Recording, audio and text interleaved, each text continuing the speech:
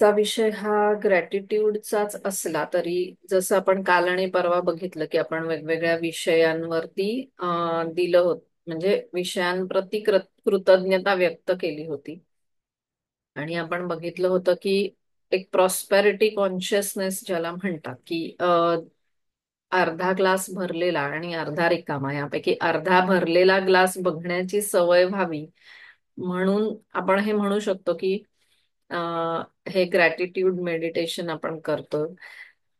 तर हा जो ग्रॅटिट्यूड ऍटिट्यूड ऑफ ग्रॅटिट्यूड आहे तो आपल्याला आपल्यामध्ये काय म्हणायचं त्याला आपल्यामध्ये रुजवायचं आहे. त्याच्यामुळे आपण हे 3 दिवसाचं केलंय. खरं तर हे रोज करणं गरजेचं आहे की जेणेकरून तो आपल्यामध्ये पूर्ण म्हणजे काय म्हणतो त्याला इनकल्केट होईल. आणि प्रत्येकच गोष्टीत मग कितीही जी आपण ज्याला वाईट गोष्ट म्हणतो ती गोष्ट घडली तरी हे जग जे आहे ते द्वैताचं जग आहे. तर त्याच्यामुळे या द्वैत अशा जगात प्रत्येक गोष्टीला दोन बाजू आहेत. दिवस रात्र म्हणजे सगळ्याच आपण बघितलं तर त्याच्यात ड्युअलिटी आहे. दिवस रात्र, स्त्री पुरुष, चंद्र सूर्य, म्हणजे असं प्रत्येकच बाबतीत. तर तसं चांगलं आणि वाईट हे जसं तुमचा पर्स्पेक्टिव्ह असेल तसं तुम्हाला ती गोष्ट दिसते. सो समोर जरी आपल्याला एखादी गोष्ट वाईट आहे असं दिसलं तरी त्याची मागची बाजू चांगली असते. तर ती चांगली बाजू आपल्याला बघता यावी याच्यासाठी हे आजचं मेडिटेशन आहे की अं, आपल्याला जे जे आयुष्यात चॅलेंजेस आले, काही वेळा असं आपल्याला वाटतं की अरे वाईट गोष्ट घडलीये तर ह्याच्यातून काय चांगलं आहे. पण आपल्याकडे एक म्हण सुद्धा आहे, वाईटातून चांगलं घडलं. किंवा जे आपण म्हणतो की एखादी वाईट घटना घडते पण थोडे दिवसांनी आपल्या लक्षात येतं की आपल्याच काही अर्थात आपल्याला जेव्हा आपण पास्ट लाईफ रिग्रेशन वगैरे करतो तेव्हा आपल्याला हेही समजतं की हे चॅलेंजेसही आपणच घेऊन आलेलो असतो. जे पहिल्यांदी आपल्याला वाटत असतं की देवाने माझ्या बाबतीत असं का केलं वगैरे वगैरे, तर तसं नाहीये. हे आपणच चूज केलंय. जसं आपणच चॅलेंजेस घेतो ना, एखादं फ्रेंड्स मध्ये पण असं काही हे चाललं असेल की हे असं कोणीही करू शकत नाही, मग आपणच आपल्या आपल्यातच हा चल मी करू शकतो, मी दाखवते करून वगैरे असं आपण म्हणतो ना, त्या पद्धतीचं चॅलेंज एक प्रकारे आपण घेत असतो. आणि त्याला बरेच पैलू असतात. म्हणजे आपले काही कर्म असतील ते सेटल करण्यासाठी, म्हणजे आता उदाहरणार्थ आपल्याला कोणीतरी फसवलं तर ते काही आपण असं चॅलेंज म्हणून घेतलेलं नसतं. कधी कधी ते पूर्वीचं एखादं आपल्याला पे बॅक करण्यासाठी आपण त्याच्याकडून फसवले जातो. अशा एक ना अनेक बरीच त्याला पैलू असतात एखाद्या वाईट घटना ज्याला आपण वाईट म्हणतो. तर जेव्हा म्हणजे अशी एखादी वाईट घटना आपल्या बाबतीत घडते, उदाहरणार्थ कोणी आपल्याला पैशांसाठी फसवलं, तर आपण ते जर ऍक्सेप्ट केलं की ओके बाबा ह्याने म्हणजे आपण त्याच्या बाबतीत काही ग्रज ठेवला नाही, तर ते पुन्हा रिपीट होत नाही. म्हणजे असं फॉरगिव्हनेसचं पण आपण एक मेडिटेशन घेणार आहोत लवकरच. 3 दिवस फॉरगिव्हनेस. तर फॉरगिव्हनेस का करायचं, कसं करायचं वगैरे. तर आज आपण पहिले ग्रॅटिट्यूड कडे बघूया. म्हणजे ग्रॅटिट्यूड आपण आज जे दोन कालचे विषय झाले त्या व्यतिरिक्त आपण खूप काही कव्हर केलं 2 दिवसामध्ये. पण मुख्य गोष्ट ही उरलेली आहे की जे आपले चॅलेंजेस आहेत, की जे आजार असतील किंवा काही मोठं संकट असेल. मनशक्तीमध्ये संकट याची छान व्याख्या केलेली आहे. संग म्हणजे चांगलं आणि कट म्हणजे चांगला कट, म्हणजे त्या संकटाला पण त्याने एक हे दिलंय. तर आपण जर नीट विचार केला, म्हणजे बाकी सगळ्या बाजूला ठेवून जर नीट विचार केला तर आपल्या लक्षात येईल की जे संकट आपल्यावर आलं किंवा जो प्रॉब्लेम आपल्यावर आला, जे चॅलेंज आलं, जे आजारपण आलं, त्याच्या मागे काहीतरी चांगली घटना घडली. मग मे बी आपल्याला जास्त अंडरस्टँडिंग आलं असेल, मे बी आपल्याला जास्त काय म्हणता येईल त्याला, की आपली पॉवर वाढली असेल, सहनशक्ती म्हणा किंवा माफ करण्याची पॉवर, किंवा फेस करण्याची पॉवर. आपण एखाद्या गोष्टीला कधी फेस केलं तर ती ऍक्सेप्टन्स, अशा अनेक गोष्टी असतात की ज्या, किंवा मोठा आजार कधी कधी होतो. आपण ज्या रस्त्याने मार्गाने चाललेलो असतो तो मार्ग आपल्याला सोडावा लागतो त्या आजारपणामुळे कदाचित, आणि आपण दुसऱ्या मार्गाला लागतो. तर कधी कधी असं असतं की आपणच हे आपल्या बाबतीत आधी ठरवून आलेलो असतो की जर का माझ्या बाबतीत हे असं नाही घडलं तर मी ह्या मार्गाला लागणार नाही, आणि हा मार्ग जो आहे तो माझा लाईफ पर्पज आहे, तो माझा लाईफ पाथ आहे. म्हणून आपणच हे ऑब्स्टॅकल आपल्या आयुष्यात निर्माण करतो. हे थोडंसं पहिल्यांदा ऐकणाऱ्याला विचित्र वाटतं, पण जेव्हा आपण जास्त विचार करतो त्याच्यावर, नीट पूर्ण खोलात जाऊन विचार करतो, तेव्हा आपल्या लक्षात येतं. तर आज आपण ग्रॅटिट्यूड देणार आहोत तो आपल्या आयुष्यातल्या चॅलेंजेसना.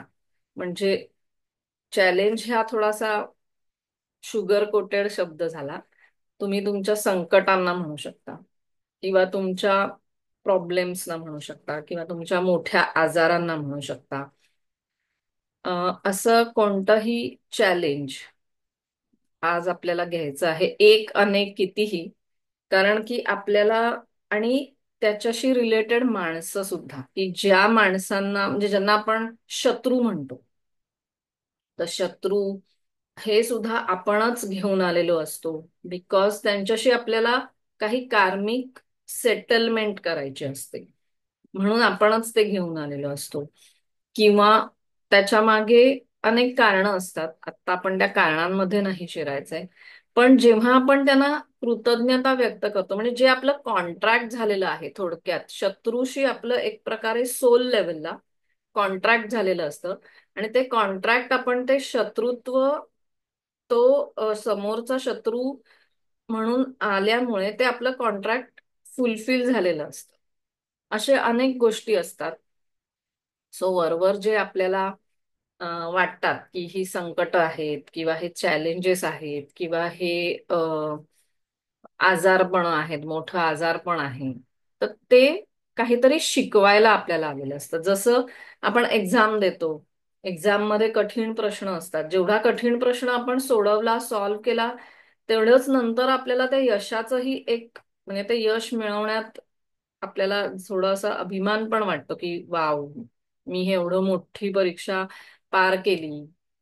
तेही एक असतं, आणि आपली ग्रोथ पण होत असते त्याच्यात. म्हणजे आता आपल्याला वाटेल की अरे, असं कसं की एखादा प्रॉब्लेम आलाय किंवा संकट आलंय, तर ह्याच्यातून काय ग्रोथ होणार आहे माझी. तर आपण खूप वेगवेगळे अनुभव घेतो त्या पर्टिक्युलर फेज मध्ये. जर तुम्ही पुढे जाऊन म्हणजे आयुष्यात मागे वळून बघितलं, तुमच्यावर येणारी संकट, किंवा तुमच्यावर तुमच्याकडे आलेले चॅलेंजेस, तर त्यात तुम्हाला एक जाणवेल की आपली ग्रोथ झाली आहे, म्हणजे आपली मॅच्युरिटी वाढली आहे. आपल्याला खूप अनुभव येतो, लोकांचे वेगवेगळे अनुभव, त्याच्यातून आपण शिकतो. म्हणतात ना की जेव्हा तुमची वेळ वाईट असते तेव्हा जे तुम्हाला उपयोगी पडतात ते तुमचे खरे तुमची माणसं आहेत, हे तुम्हाला कळतं. असे एक ना अनेक भरपूर धडे असतात त्याच्यातून घ्यायचे. जर आपण त्या दृष्टीने विचार केला तर आपल्याला कळतं. तर म्हणून आज आपण कृतज्ञता कोणाला देणार आहोत, तर आपल्याला आलेल्या प्रॉब्लेम्सना, because we grow because of them म्हणून. तर आता आपण डोळे मिटून घेऊया. कोणाला काही डाऊट असेल तर विचारा, नाहीतर आपण सुरू करू.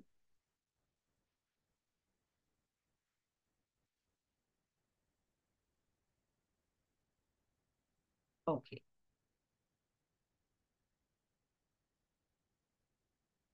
मग आपण आता सुरू करूया.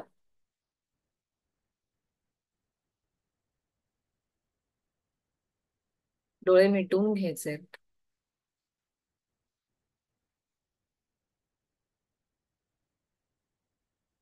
सावकाश श्वासोश्वास चालू आहे. आणि हे आजचं मेडिटेशन करताना एक गोष्ट लक्षात ठेवायची की कोणालाही दोष द्यायचा नाहीये, की अमुक व्यक्तीमुळे किंवा अमुक कारणाने मला हा प्रॉब्लेम फेस करावा लागला, किंवा सेल्फ पिटी नाही करायचं की अरे रे बिचारी मी, किंवा बिचारा मी, किती मला त्रास सहन करावा लागला, ह्या दोन्हीही गोष्टी अवॉइड करायच्या. डिटॅच होऊन आपल्या प्रॉब्लेमकडे बघायचंय, तरच तुम्ही त्याला कृतज्ञता व्यक्त करू शकता. कदाचित तुम्हाला आता हे पटणार नाही, की किंवा तुम्हाला, जर तुम्ही खूपच मोठा प्रॉब्लेम फेस केला असेल तर तुम्हाला हे करता येणार नाही कदाचित.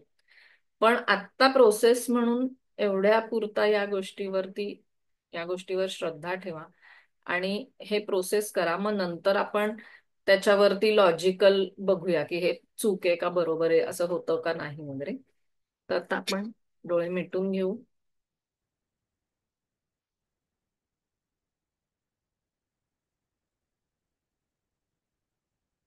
सावकाश श्वास घ्यायचा आहे आणि सावकाश सोडायचा. Slowly inhale, slowly exhale.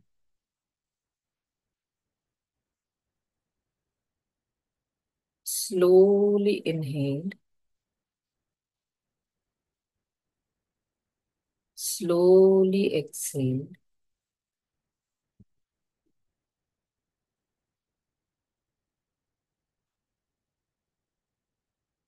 जसं जसं आपलं मन, आपले विचार शांत होत आहेत, तसं तसं आपल्याला एक एक प्रॉब्लेम्स आठवत आहेत आपण जे फेस केले.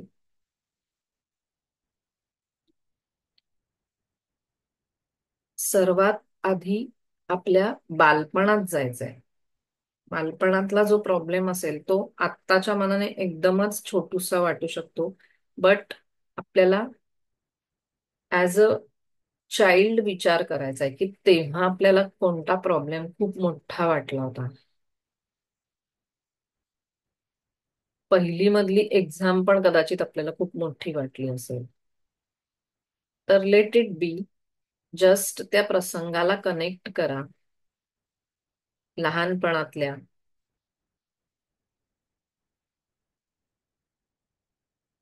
ज्यामध्ये तुमचं वय साधारण 10 वर्षापर्यंतच असेल आणि तो प्रॉब्लेम त्या लहान मुलाच्या पॉइंट ऑफ व्ह्यूने असणारा प्रॉब्लेम असणार आहे.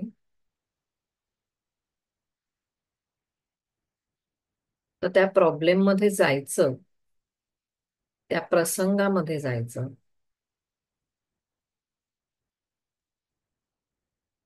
आणि त्याला तटस्थपणे बघायचं.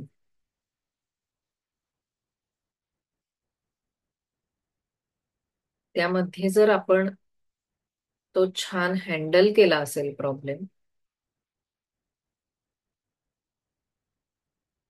तरीही आणि जरी आपल्याला आपल्या समाधानाप्रमाणे आपण तो नसेल हँडल केला, तरीही त्या प्रसंगाला कृतज्ञता व्यक्त करायची.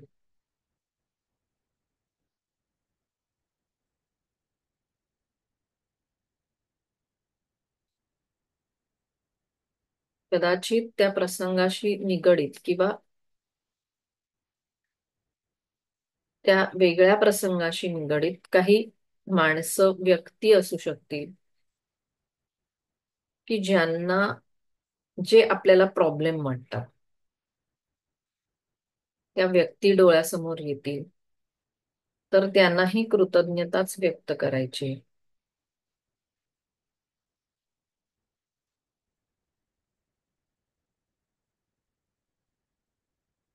आता आपण साधारणपणे 11 ते 20 या वयोगटात जाणार आहोत.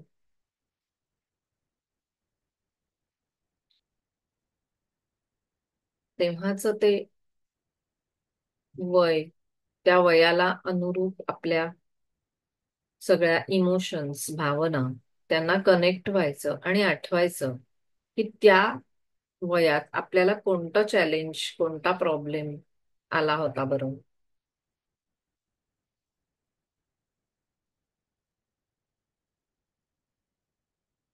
आणि त्याही प्रॉब्लेमला धन्यवाद द्यायचे.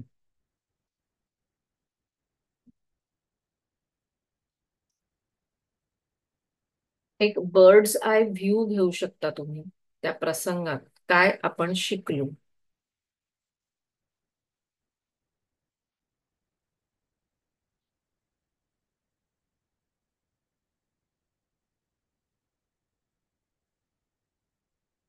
आता जरी हे तुम्हाला मेकॅनिकली होत असेल तरीही काही हरकत नाही. पण त्या प्रसंगाला, त्यातल्या व्यक्तींना कृतज्ञता व्यक्त करायचे. In a way we are accepting them.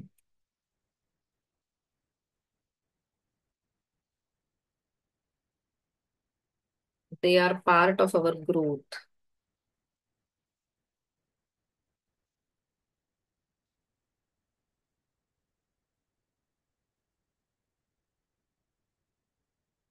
ते सगळं घडत असताना तुम्हाला फिजिकल सेन्सेशन जर काही जाणवलं तर काही हरकत नाही. तुम्ही त्या प्रसंगाशी जरी इमोशनली अटॅच झालात आता तरीही काही हरकत नाही. It's okay.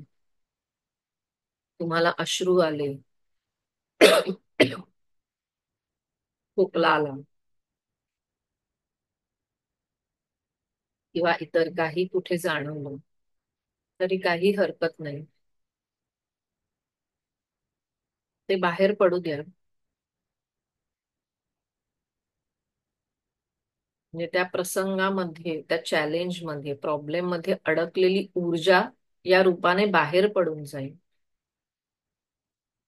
पण तरीही त्याला धन्यवाद द्यायला विसरू नका. कदाचित तुम्हाला एका प्रसंगातून दुसरा, दुसऱ्यातून तिसरा असेही आठवू शकतात. त्यांना थांबवण्याचा प्रयत्न नका करू. जे घडतंय ते घडू द्या.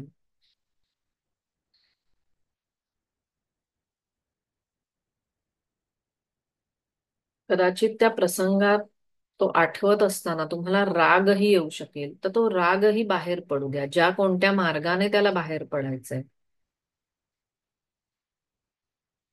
मग ते डोकं दुखण्याच्या स्वरूपात असू शकेल किंवा शरीरावर काही जाणीव होऊ शकेल, हृदयात धडधड होऊ शकेल. अनेक इमोशन्स गर्दी करू शकतात, तर त्यांना येऊ द्या. त्यांना थोपवायचं नाहीये, त्यांना ऍक्सेप्ट करायचं.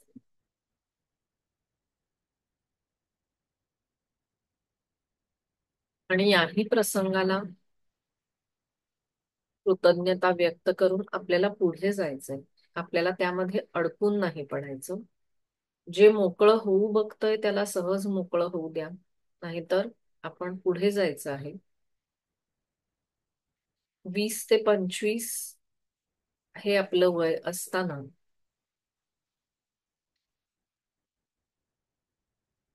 आपल्याला अनेक प्रॉब्लेम्स आलेले असू शकतात. त्या वयामध्ये जायचंय, ते आठवायचे, त्याच्याशी रिलेटेड व्यक्ती सुद्धा आठवायच्या. कदाचित काही वेळा खूपच चॅलेंजिंग प्रसंग असेल, त्या प्रसंगात काही व्यक्तींशी संबंध तुटलेले असतात, तरीही त्यांना धन्यवाद द्यायला विसरायचं नाहीये.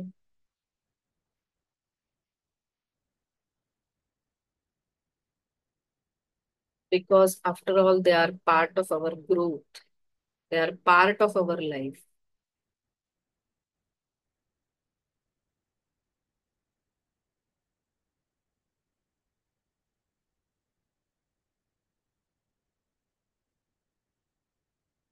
याही वेळेला जे काही इमोशन्स बाहेर पडले तर पडू द्यायचे.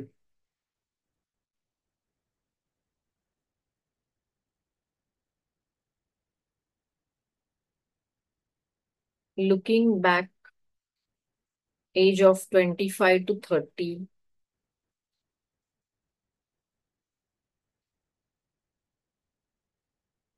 आणि हे सगळं करत असतानाच श्वासाकडे लक्ष द्यायचंय. हा श्वास आपल्याला या सगळ्या प्रसंगांची आठवण करून देतो, जे कदाचित आपल्याला आता विस्मृतीत गेलेले असतात. जे हील करण्याची गरज आहे ते प्रसंग आणि त्या व्यक्ती आता तुम्हाला हा श्वास आठवण करून देतोय त्यांची. तर ते आठवायचं. वय वर्ष 25 ते 30 मध्ये आलेले चॅलेंजेस, आजारपण, प्रॉब्लेम्स, आणि त्यांना देखील कृतज्ञता व्यक्त करायची. आणि त्या प्रसंगांमध्ये ज्या व्यक्ती त्यांनी चॅलेंजेस निर्माण केली असं आपल्याला वाटलं असेल, त्यांना सुद्धा कृतज्ञता व्यक्त करायची.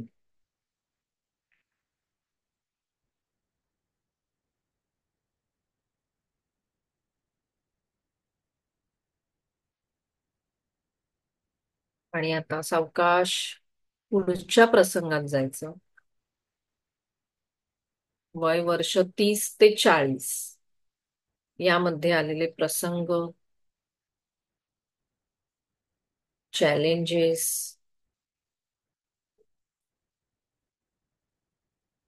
एक प्रकारे तुम्हाला आठवेल की याच्यामुळे आपण हे शिकलो, या प्रसंगामध्ये आपण हे शिकलो.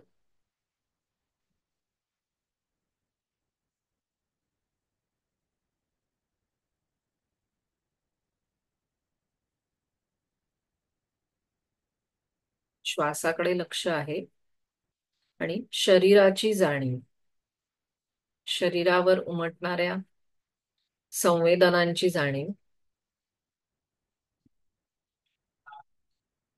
Just acknowledge them. त्या प्रसंगांशी, चॅलेंजेसशी निगडीत असे नक्कीच इमोशन्स आणि फिजिकल सेन्सेशन्स असणार आहेत. तो प्रसंग आठवल्यानंतर ते बाहेर पडणार आहे. तर let it be, let it go. वय वर्ष 40 ते 50.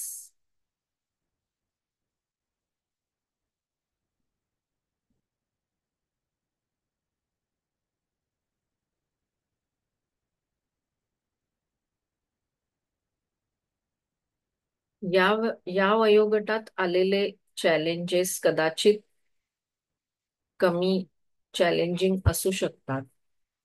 या वयात कदाचित आजारपण हा विषय जास्त हायलाइटेड असू शकतो. जे काही असेल, ते चॅलेंजेस आणि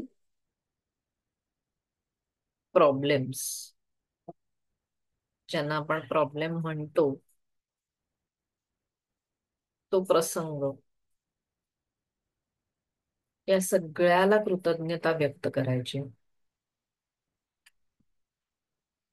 आणि 50च्या पुढच्या वयात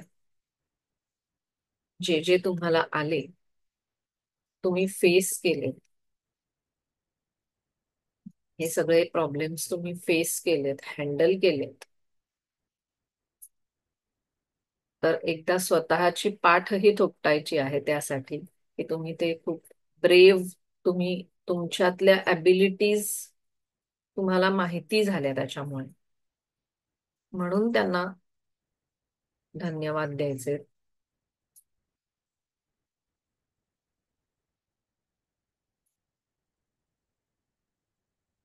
just feel proud about it, किंवा मी किती छान हँडल केलं, मी किती छान फेस केलं.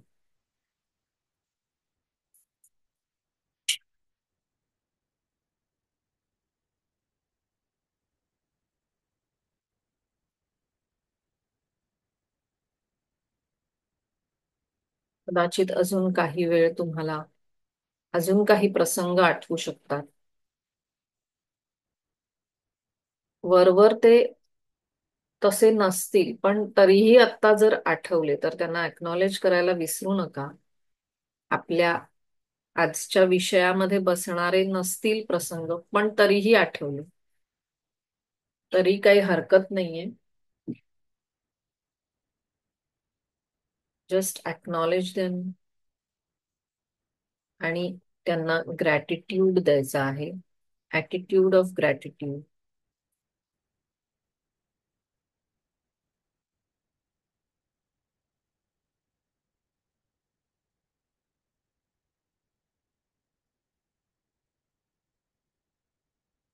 आणि या सगळ्या प्रसंगांकडे बघून आपल्याला आपल्यातलं जे गुण, जी ग्रोथ आपली झाली, just try to find out की आपण कसे वृद्धिंगत झालो. जरी हे चॅलेंजिंग प्रसंग आपल्या आयुष्यात आले, तरीही आपण त्यांना छान फेस केलं. याबद्दल स्वतःला पण कृतज्ञता व्यक्त करा.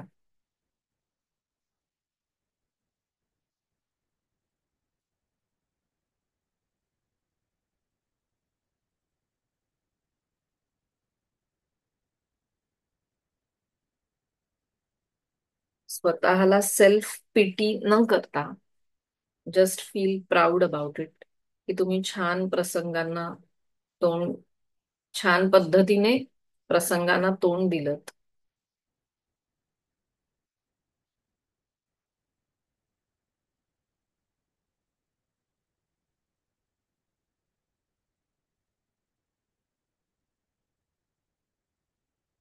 आणि आता जे आपल्याला एक हलकेपणा, असा जे एक खालीपण जर आपल्यामध्ये तुम्हाला जाणवत असेल, काहींना जडपणाही वाटू शकतो, तर आपण तिथे एक व्हाईट लाईट पोहोचवायचा आहे. आपल्या संपूर्ण शरीरावरच आपणच घ्यायचा आहे हा हिलिंग लाईट.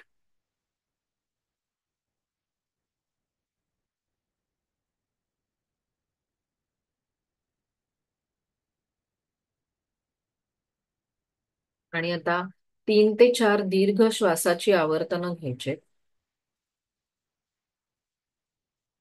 आपण एक ओंकार करूया.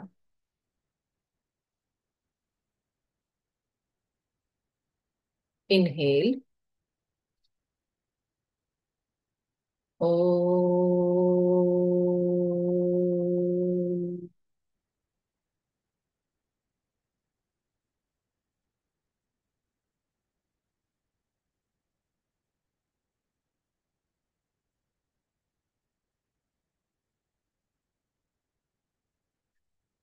जणू काही जे सरफेस झालेलं आहे ते सगळं आपण सोडवून दिलंय या वातावरणामध्ये.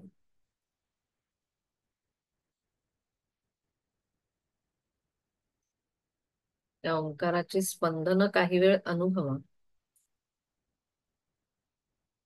दोन्ही हाताचे एकमेकावर घर्षण करून त्याची ऊर्जा प्रथम डोळ्यांना द्या आणि मग हात संपूर्ण शरीरावरून फिरवा.